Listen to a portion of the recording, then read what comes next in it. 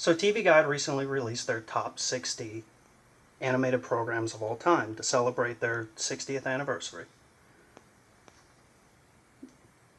Now, in their list, they had the typical Family Guy, Simpsons was number one, South Park, Batman the Animated Series, and a lot of others. They even had My Little Pony Friendship is Magic, which made me happy.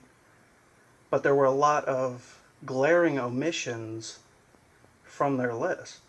They didn't have Transformers from the 80s. They didn't have G.I. Joe, which those were any child of the 80s, chances are they were huge fans of that show.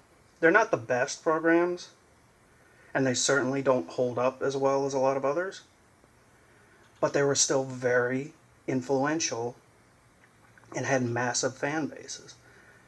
And none of their future programs were added either. Like G.I. Joe Renegade, Sigma 6. They didn't have Transformers Beast Wars, which you would think would be on there. They also didn't have any of Disney's afternoon or Saturday morning programs. They didn't have DuckTales. They didn't have Tailspin. And the one that really shocked me was they didn't have Gargoyles, which that was arguably one of the best animated programs that they ever released.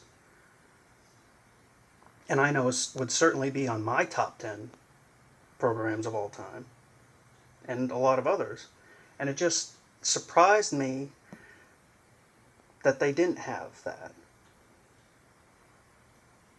You would think, like, even a show like Reboot, which didn't have massive popularity, but it does have kind of a cult following. But it was also one of the first, if one of the only, if not the first, computer-generated TV show, which paved the way for Beast Wars and so many others since then. But it just seemed weird. It doesn't seem to make much sense, some of the ones that they picked. They picked Phineas and Ferb, they picked Gravity Falls. I haven't seen those, so I can't really comment on their quality. But you'd think that something like Gargoyles or Beast Wars would be omitted in favor of those. It's kind of surprising. And there are some contested ones like Drawn Together, which I enjoyed, but it's hard to really. It's very mixed feelings on that show. I'm not really sure exactly what criteria they were using to pick these shows. But it's just something that I noticed.